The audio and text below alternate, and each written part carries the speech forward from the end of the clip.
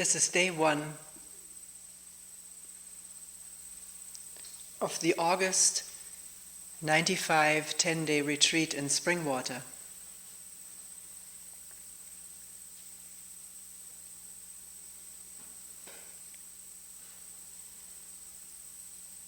On this cool Sunday morning,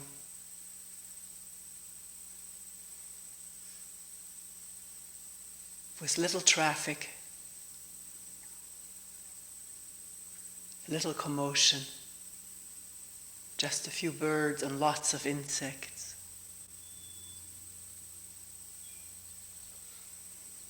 Shall we talk again, as we usually do at the beginning of a retreat, about a new kind of listening?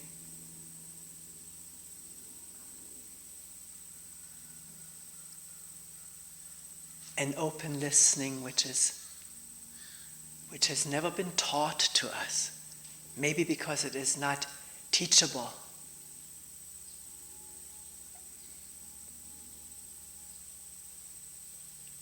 And also talk about that important affair of authority, creating authority in others, demanding authority for oneself, in oneself or in the other. Very important topic to look at deeply from the very beginning.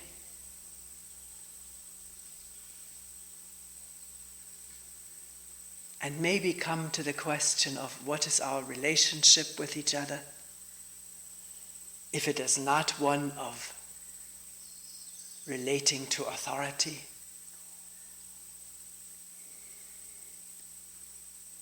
And relationship with each other, not just with Toni sitting here giving talks, holding meetings for 80% of the time. What is our relationship with each other from moment to moment? Maybe we'll touch upon that toward the end of the talk. Maybe it'll come up during many further talks and meetings. That most crucial human question: what is our relationship? How are we related to each other? You and me, they and us.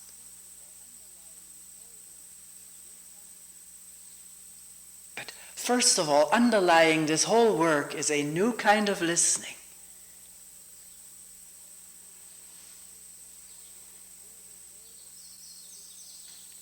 Which maybe can be touched or will emerge on its own if we look at our conventional, normal, usual, habitual way of listening to ourselves, to each other.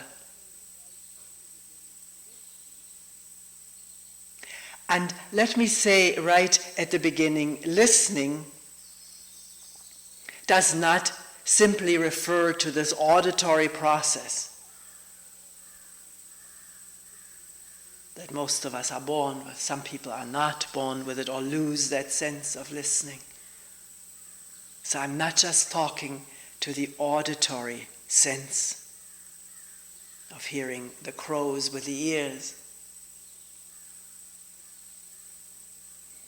even though that is involved.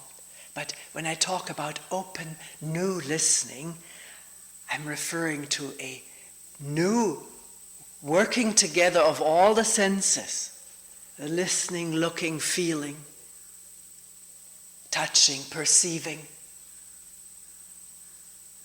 inwardly, outwardly,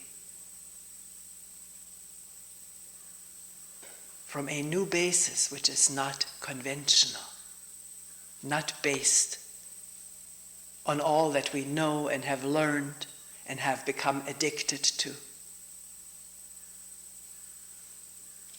Maybe that sidesteps all of that.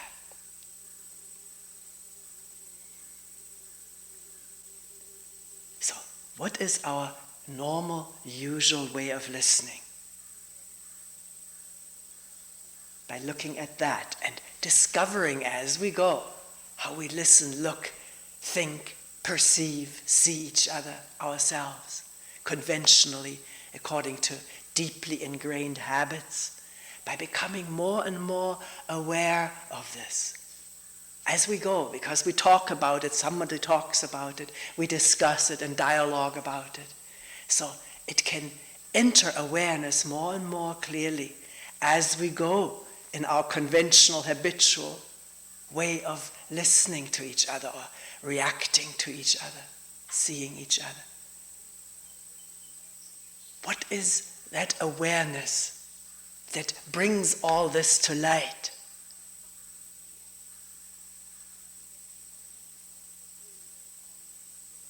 Reacting from the past, from what somebody did. Hearing according to what I want to hear because I want to feel confirmed, supported, acknowledged. That's our habitual way of listening. Listening meaning this total operation of sensing, whether it's seeing, hearing, touching, feeling. It is according to the past, most of the time, according to what happened in the past, what is remembered, stored in memory. And the power of those past experiences, with their wanting to have it happen again, to have happen more of it, or not to have it happen again. That powerful dynamics of past experiences, lodged throughout this organism, not just in one location. Brain is a very crucial location, but it is all over the body, programmed into our cells and tissues. What happened to us, what we want to happen to us again, and what we're afraid will happen to us, based on the past. And the senses listening in order to conform to that strong motive of getting more, getting the same, or not getting any of that. Hearing what will help me, what will flatter me, what will support me, what will acknowledge me, confirm my beliefs, my opinions, my existence. And the senses acting in the service of this motive to support oneself in habitual ways. Hearing what supports me and shutting out what does not, or if it's not completely shut out, something leaks through, getting hurt over it. We get hurt, don't we? When somebody says something that does not confirm us, support us, flatter us.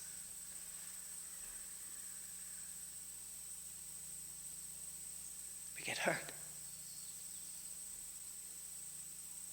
Whatever leaks in through the senses triggers emotions also felt in the past. The whole past felt emotions are here right now at this moment of being hurt or feeling hurt.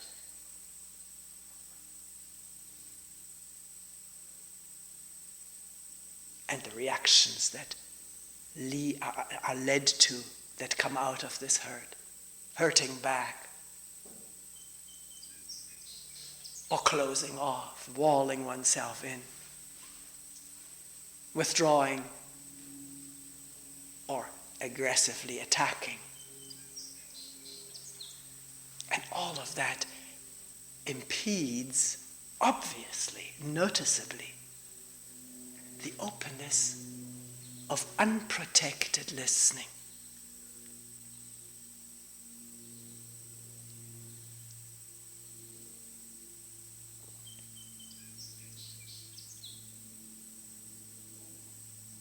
Yesterday, briefly in the opening talk, we asked the question, how does one look at one Queen Anne's lace? That is that white lacy flower carpeting through the meadows right now, softly weaving in the wind with a strange fragrance. How does one look at one flower. Maybe in looking at one flower, notice it isn't one flower. It's a multitude of little flowers, small petals, patterned together.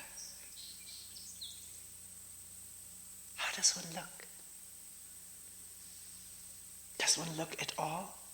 Does one take the time, the patience, the stopping a walk, to look without wanting to gain something for oneself, without needing to bring oneself in relationship to that via thought, via storyline. Oh, I'm stopping to look at this beautiful Queen Anne's lace. How attentive of me, or how spiritual. There's always commentary going on in the mind about me in relationship to this flower or to other people or the clouds. If one listens attentively, that commentary is there and easily provides the living space rather than seeing what it is and staying with the flower. Moving into the commentary about myself and the flower. This is what the habit dictates almost. Without attention it does, and we live in our commentaries and stories about our life and each other, and our contacts with nature is most of the time nurtured and vitalized and colored by living in story about it. Don't accept what I'm saying. I sound very definitive, and as though I was trying to convince people who are gathered here of an opinion. No, I'm not. I'm not trying to convince anyone. I'm offering what is being observed here and by others for examination. Asking questions. How do we listen to the brook spilling and sputtering and foaming over the rocks down the cascade? How do we listen? And to be aware, or to become haltingly, slowly aware, a moment at a time, of all the wanting embedded in our listening, in our looking. All the wanting and desiring according to what?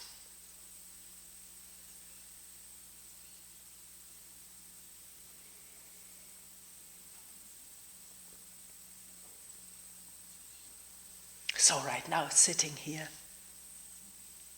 is there wanting to hear something? Wanting to understand something?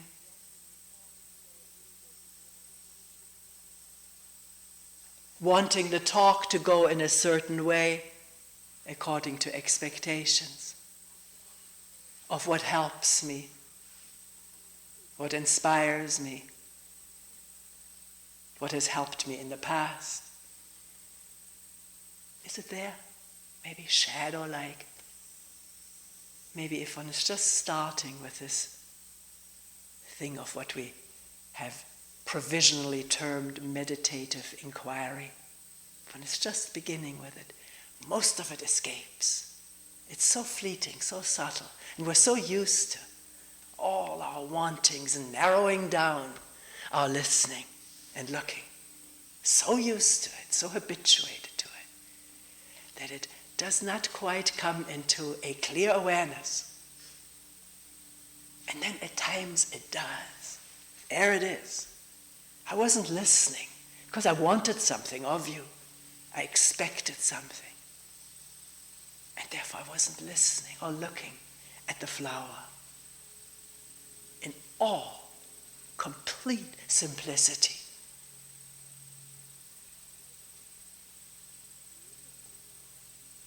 Meaning, the image flower may be there, and if it's there, can it be seen and easily left aside because this thing in front of me, or the sound and hum of planes and insects, is not an image, is it? Or is it? Maybe it's both.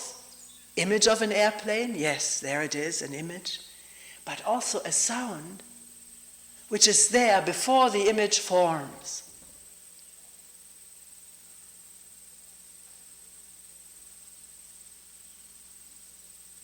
So can one begin to notice how most of the time we live in images about each other and ourselves and what happens around us.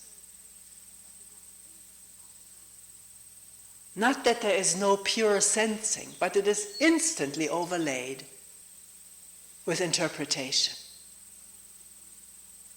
Or it doesn't even open up to free listening because I already want to hear something, want to see something, want to receive something for myself according to my long-lasting story about my life, my fate.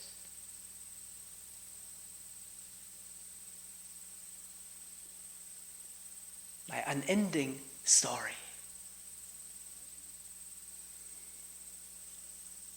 So, can there be a moment of listening which does not come out of this seemingly unending story about myself?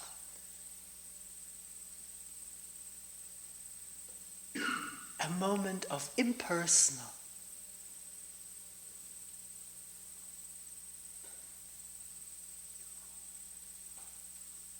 unidentified listening.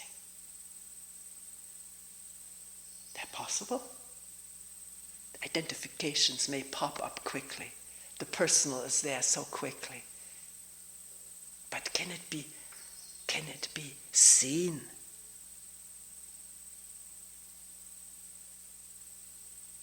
For narrowing of the openness of listening, free from story about myself.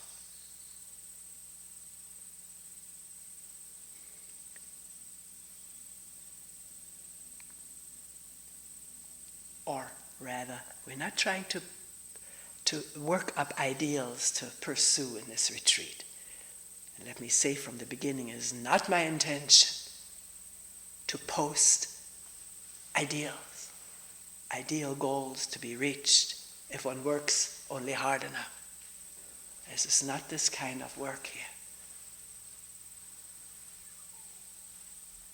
I'm trying to state as clearly as is possible under the circumstances what is observed to be so, and it's up to each one of us to check it out, to say, yes, this is so, I can see it, or no, this is not so.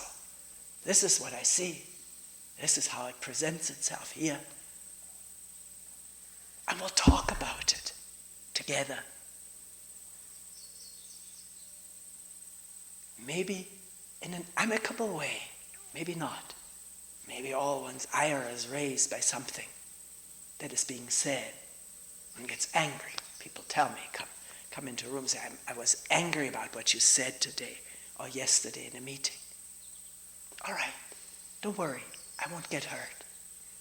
Not in a retreat usually, I don't get hurt. And outside of retreat doesn't exist right now. So please say what comes up. So in the presence of each other's listening, maybe someone listening, something can be heard by all of us. Because there's a resonance in one human being's clear, impersonal listening. It may resonate in all of us for a moment. That's the beauty of this work, alone and together. We do affect each other in very mysterious ways. By mysterious, I mean not pinpointable to this or that. So, I started out saying, I'm not talking here to convince people of a line. Sometimes some people say Springwater has a party line.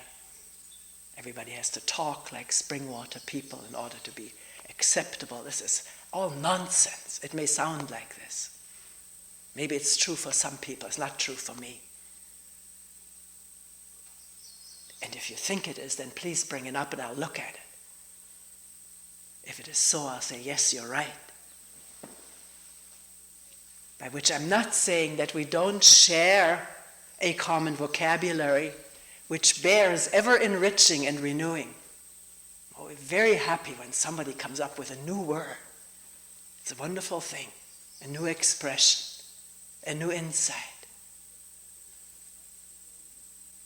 Because words tend to get stale because of the way that the mind works. The mind becomes habituated to words and doesn't look at what the words are pointing at freshly.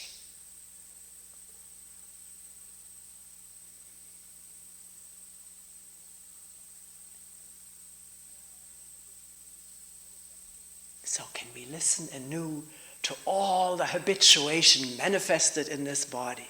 That's the first thing that comes into sight, into view. The incredible heaviness of our conditioning, our habitual reacting to each other and to ourselves, and to the sounds and sights inside and outside of us. And to wonder, what do words and memories and imagery actually refer to? What's the real thing here?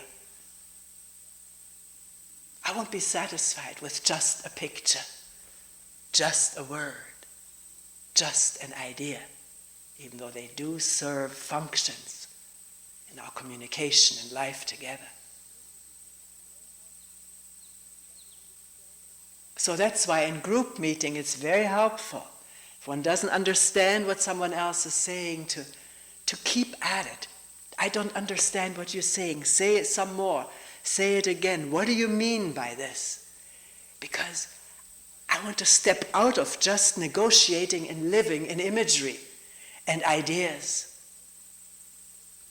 and touch the ground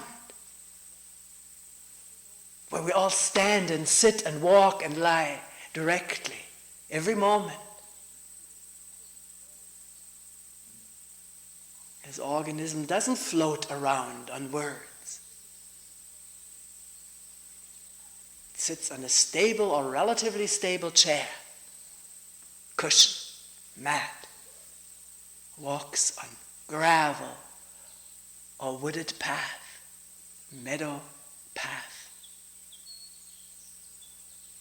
or on this incredible floor here. Can it be touched for a moment directly without expecting nirvana to result from that? That's immediately catapulting back into idea about what was touched for a moment.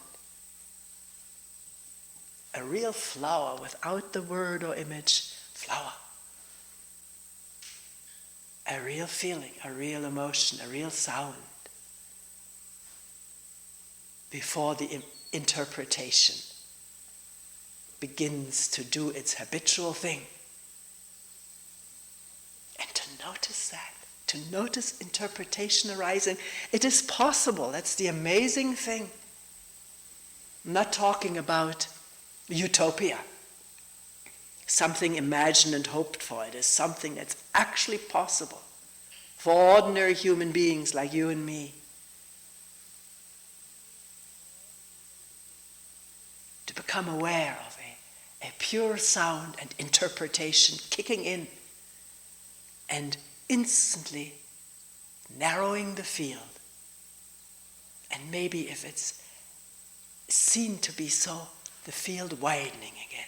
If the interpretation is not needed, if it's just this habitual kicking in. This is this, for that, for me, for you. By which I'm not negating the importance of interpreting and knowing. I'm talking about meditative looking in which, thanks to a well-functioning place like the center here, we have the luxury of not needing to know much at all. The luxury of being able to sit without knowing. Even most jobs after day 2 maybe, if one has done them before, maybe already on day 1, one can go through the motions attentively without knowing, without needing to engage the interpreting, judging intellect. It's not necessary, although it happens, and one can observe it happening. As one judges the job, I don't like this job, I wish they had given me a different job, other people have better jobs. And judging oneself, I'm not good at it. I'm better at it than others. Others are better than I. To let it all come up in the light of day. Like this morning, did you see the fog lifting out of the Springwater depths? That valley totally white, and then the fog lifting, coming into view.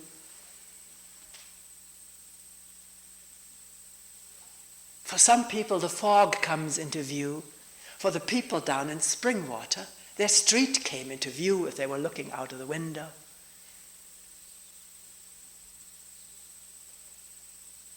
After the fog, the real street, or is there still the fog of dreaming about what I could have been doing today hadn't it been a foggy day or whatever? It's all open to observation.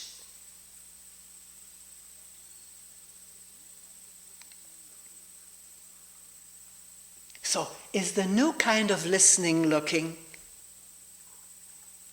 an ever-renewing awareness of the bondage, the narrowness of habitual listening and looking, fueled by all of our infinite wants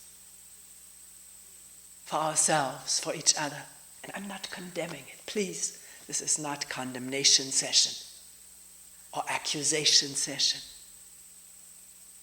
fault-finding or guilt-mongering. It's just looking at what is happening in ordinary people like you and me, gathering here on a Sunday morning.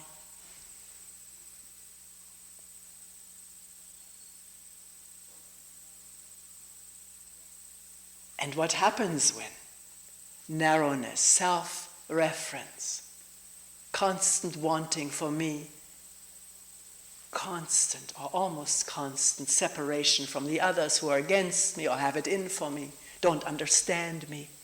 What happens when this is peeking into awareness? Some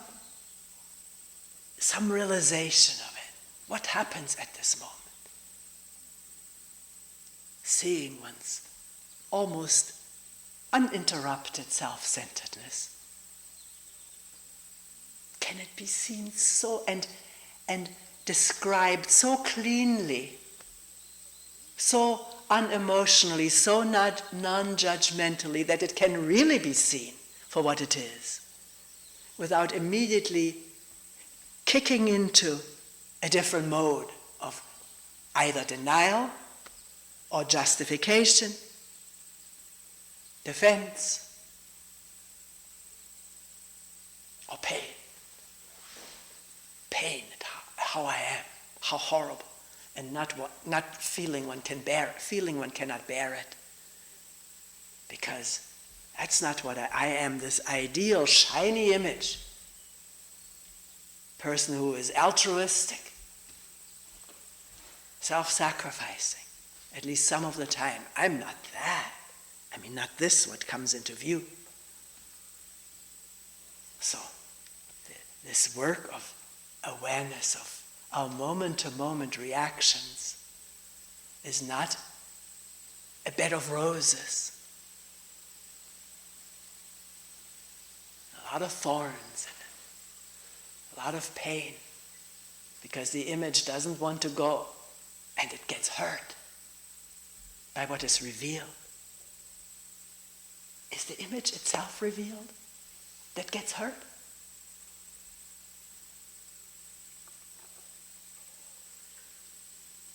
My shiny images about myself, or my dark images about myself, there's a whole collection of them constantly growing, some discarded, new ones added. Can that be seen?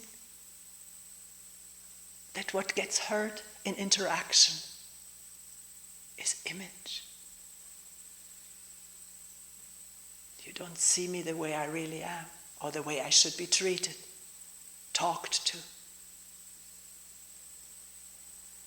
And of course, with the pricking of the thorn into the self-image comes physical, real physical pain, heartache, anger, blood rushing to the head, heart palpitating, tensing of muscles, joints.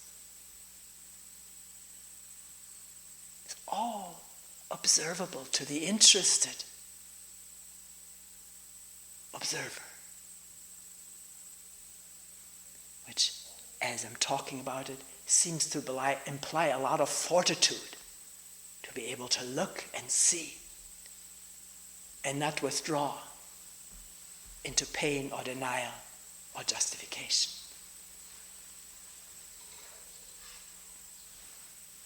But it doesn't. That's just mental calculation saying, oh, this needs a lot of strength and fortitude. All it needs is a moment of awareness, and a moment of awareness of what comes up next. The running, the fighting, the hurting, and next, and next, and next. And in that awareness is strength, is energy. Awareness is energy. It's not awareness plus energy. That's what it is. Light, energy, strength in and of itself need not be acquired. Attention operates that way, energizing the physical body, maybe to such an extent that one is unable to sleep at night. Because there's wakefulness.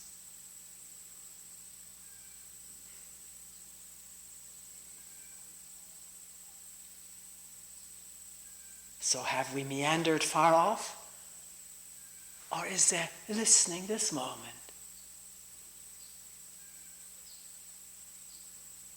To one knows not what all. You see, we don't have to listen to something. Listening is opening, and what's there is there. Inside, outside, it's there, and need not be attacked or defended. Need not be, even though the habit is there to do it. How clear can the habit emerge in awareness? For being habit, training, conditioning. The whole human universal past manifesting in this one habitual reaction, for you, against you, for me, against me, in a narrow space, shutting out for a moment,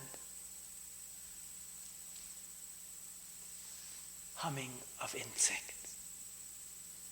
But there it is, it's there, it's always there. The moment there is a stopping and opening and listening freshly to ourselves, to the crickets, or to the words that are spoken.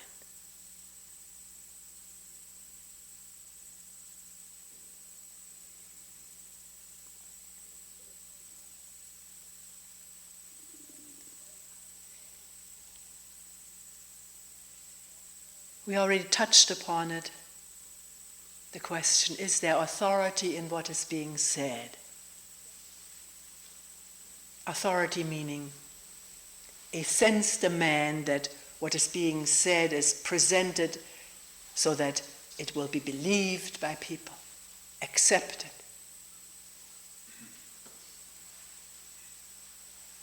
Remembered, regurgitate.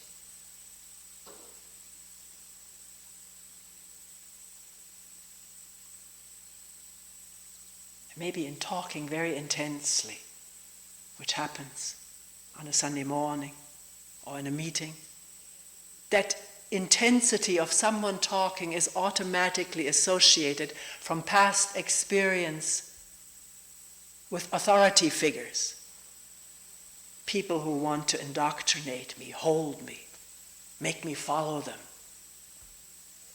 make me obey them. That link is probably there in all of our minds, which is really one human consciousness throughout the ages. The power of authority manifesting in loud or strong, energetic speech, and unconsciously linked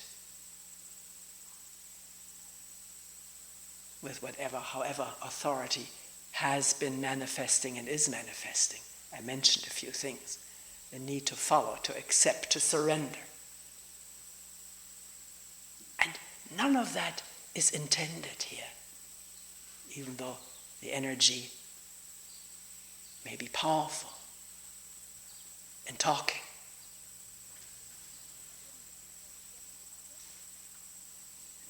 It's not intended, because just accepting something that is being said is totally counterproductive to finding out for oneself directly.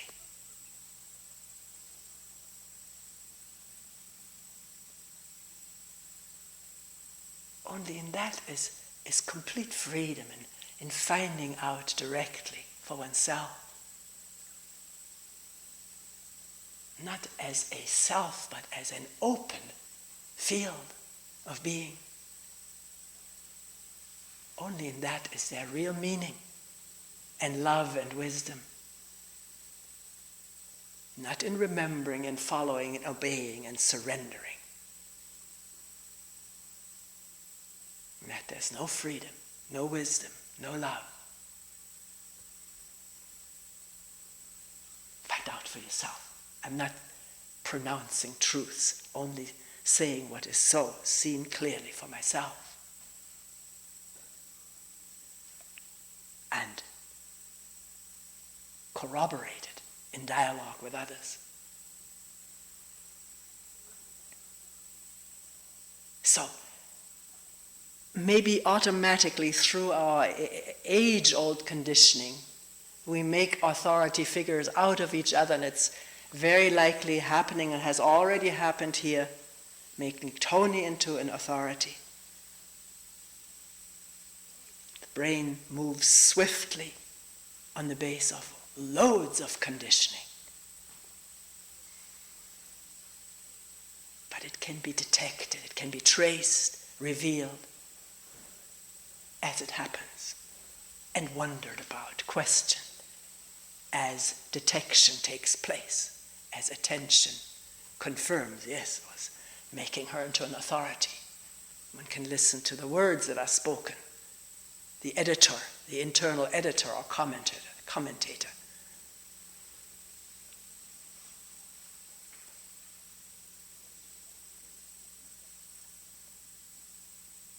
So you may ask, well, what's the use of listening to talks if it has nothing to do with authority? Well, it may or it may not reveal something right now or at a totally unexpected moment later on. What the connections are, I don't know, I don't understand, and I don't care to understand.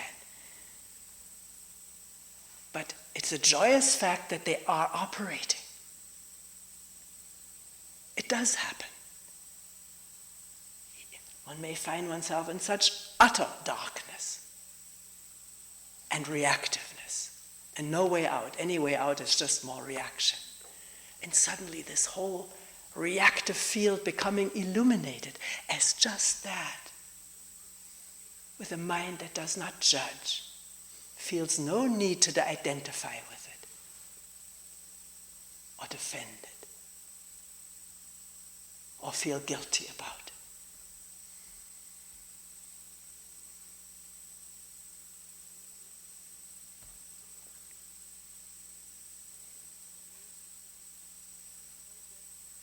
So can we relate to each other as co-workers, as it were? Maybe that's a very drab word. Friends in being in this together with, here I speak for myself, with great respect for each other's idiosyncrasies and difficulties.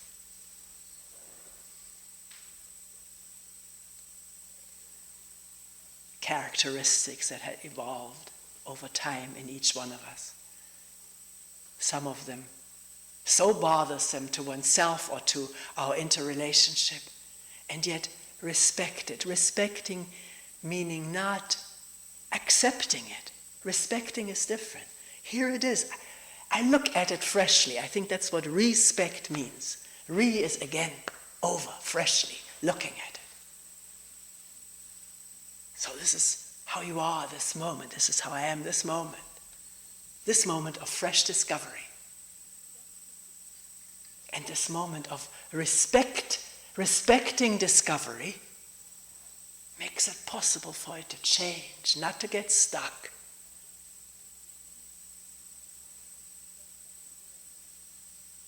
Imagery about what happened, what you said, how you were, that, and clinging to that imagery fixates each other as such and such a person, such and such a me. But illumination of images is no fixation, it is a freeing from them. Freeing into what? Into what we truly are.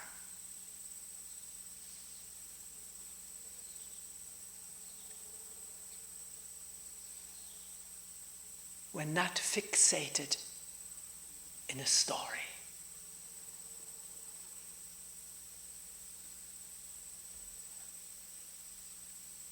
What is that? What are we here together? Without our personality idiosyncrasies, which each one of us manifests galore.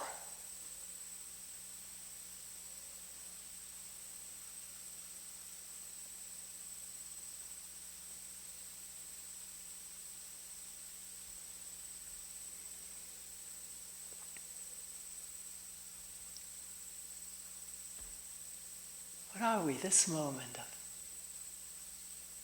leaves quivering in the wind, without his story or her story?